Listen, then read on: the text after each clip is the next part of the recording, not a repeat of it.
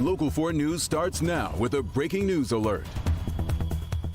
Not guilty. That's what Donald Trump said to a federal judge within the last 30 minutes in response to the 4 new felony counts that he is facing. Right now, the former president on his way back to New Jersey. This is a live look right now at the massive motorcade following the D.C. courthouse. Now, soon he will be taking off from Reagan National Airport to make that 199-mile journey to Newark. So tonight we are answering 3 big questions. What happened inside the courtroom? Is there more legal trouble on the horizon?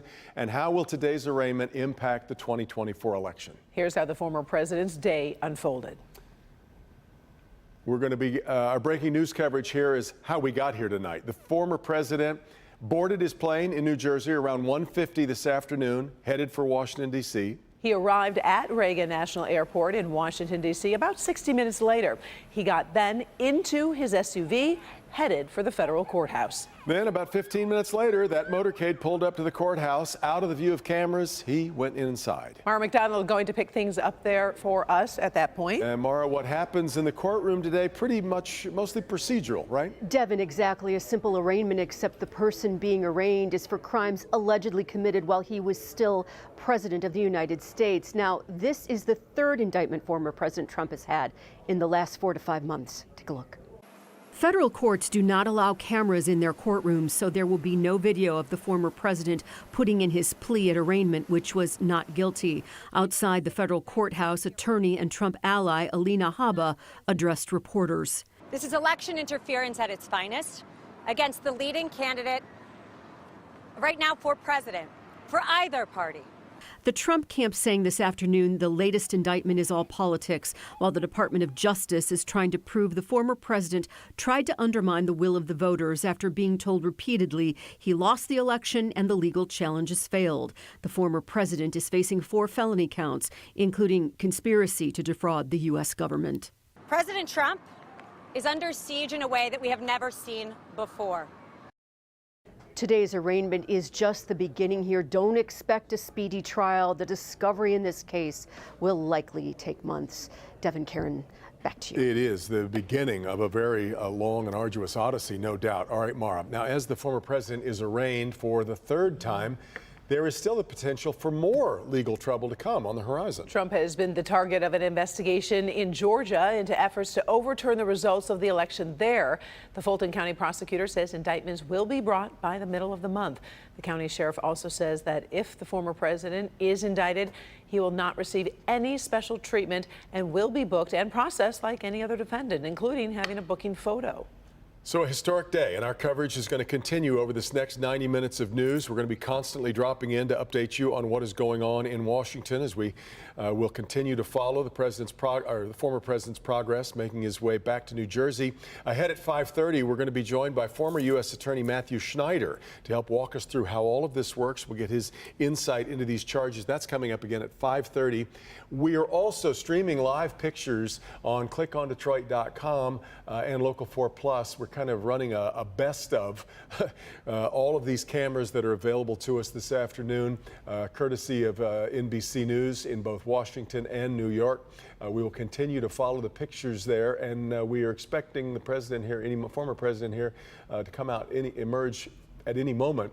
Again, he could have, earlier today, he could have made his appearance via video, but wanted to do this in person. That was his choice, and obviously every time that so far that these charges have been brought, they seem to have strengthened the resolve of both he and his political base. He knows the audience, obviously. I mean, he knows that and there has been some word that if he did get out of that vehicle, there might be a chance that he may do some speaking as the former president is about to exit the vehicle.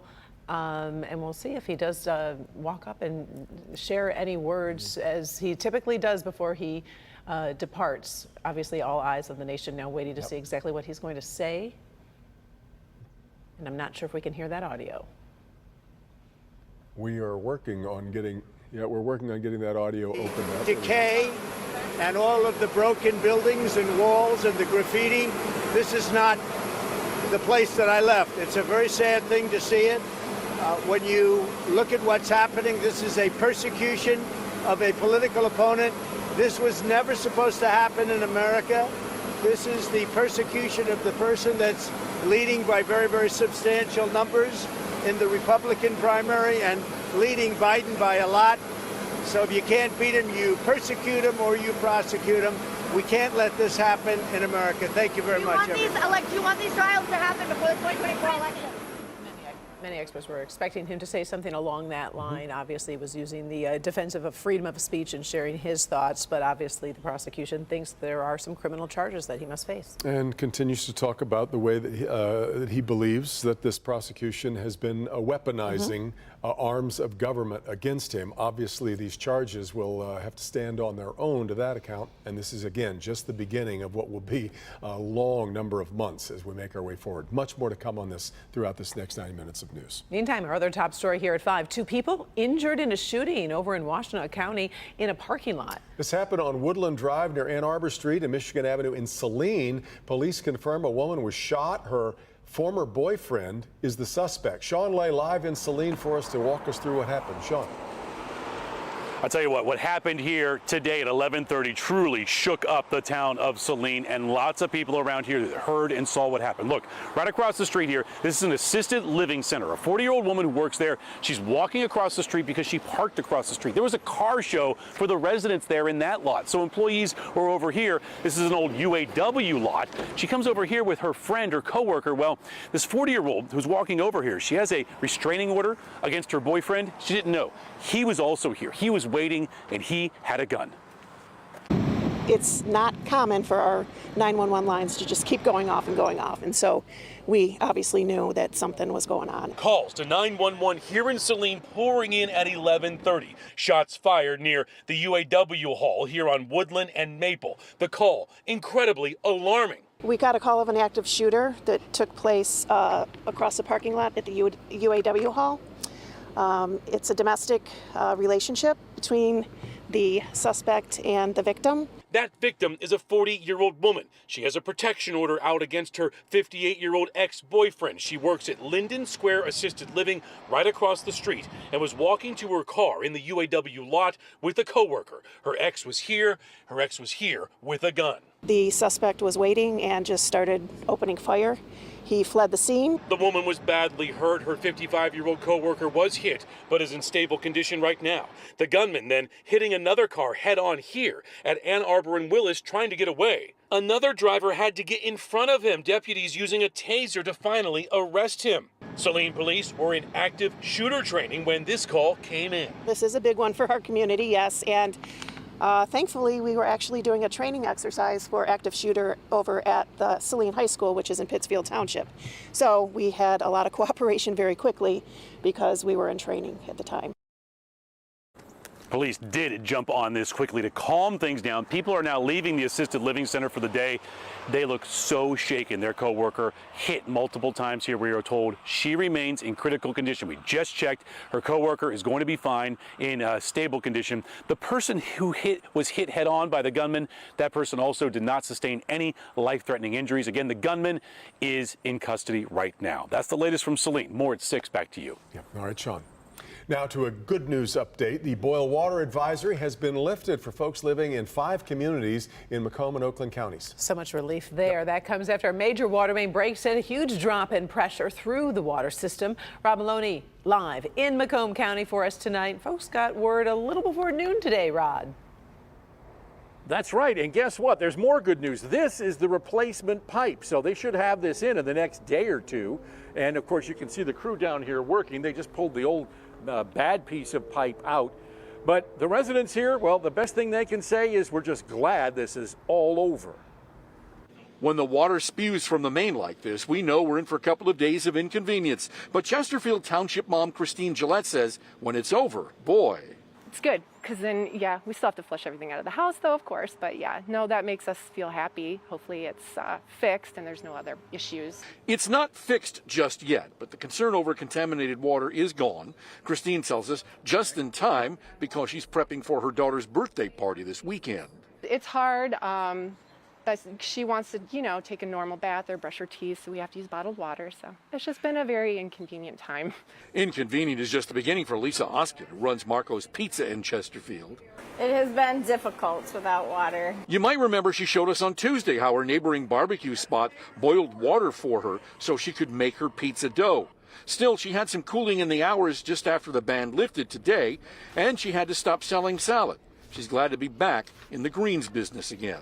We had one order today that they wanted catering salads, and they were calling all around because nobody in this area was doing it. They actually had to go to Roseville to get a catering salad. So, I mean, we did lose business on some of the salads. Chesterfield mom Darlene Vachon has a different perspective. We just kind of put Flint in our forethought, right? Like, they have been dealing with water issues for years, so I thought a few days of boiling water for us was not going to be that big of a deal. And her green thumb matches her optimism. Her boiled water went to a very good cause this afternoon. I used it to water all my flowers. So one of the things that Glee was telling everybody is that you should be flushing out your system. You heard Christine talking about it. That aerator at the bottom of your faucet, they say take that off, clean it out, run the water for 5 minutes, and then put the aerator back on. That's just one of a number of fixes that they say you should do. We have those linked on clickondetroit.com. Reporting live in Chesterfield Township, Rod Maloney, Local 4. 5 very happy communities tonight. All right, thank you, Rod. All right, let's turn now to the weather. Worries about possible storms headed into tonight. Exact Track 4D radar, all clear for now. Might that change? Parts of the area are under a marginal risk of severe storms tonight. So for the very latest, let's send it over to Kim Adams. And this isn't going to be widespread, is it, Kim? No, not at all. In fact, most of Metro Detroit will not see a single storm tonight. We're talking north of M59, and we're keeping an eye on a couple of thunderstorms just to the north, moving through parts of East Tawas. But otherwise, this will be confined to Lapeer over to Port Huron, maybe clipping the northern part of Macomb County, and not arriving for the next several hours. So if you have outdoor plans tonight anywhere between now and 9 or 10 o'clock and you live south of M59, you're just fine. It is warm, though. In fact, we just bumped up to 88 degrees in downtown Detroit, 85 in Pontiac, 86 in Mount Clemens, mid-80s in Sandusky, 86 Lapeer, and 84 in Ann Arbor and down into Monroe. Well, this is something unusual. It doesn't happen all the time, but it does happen. It is warmer right now in Alpena than it is here in Metro Detroit. In fact, last hour, Alpena was at 90 degrees, so there's a lot of heat out there. You probably noticed the humidity. We'll have another day with some warmer than normal temperatures and then a nice, pleasant weekend ahead. I'll have your forecast coming up here in just a few minutes. Kim, so off and running on what has been a very busy Thursday. Very busy. Let's check in now with Dr. Frank McGeorge. Well, are you never without your earbuds or frequently wearing headphones? See why that habit could have major consequences when it comes to your hearing and the steps to change that. And riders on one of the tallest and fastest roller coasters at Cedar Point forced to evacuate. What happened almost 200 feet in the air? Megan. A mother and her 2-year-old daughter trapped inside their apartment during a fire. I just would start screaming for help, and I was calling on God because I just didn't see a way out for me and my baby because we was on the 8th floor. Her emotional thank you to first responders coming up. And we continue to keep a very close eye on the goings-on in Washington, where President Trump was in court for his arraignment on charges connected to the 2020 election. Live pictures here after the former president boarded his plane moments ago to head back to New Jersey. We will update you with any new information just as soon as it comes in. We'll be right back on Local 4 News at 5.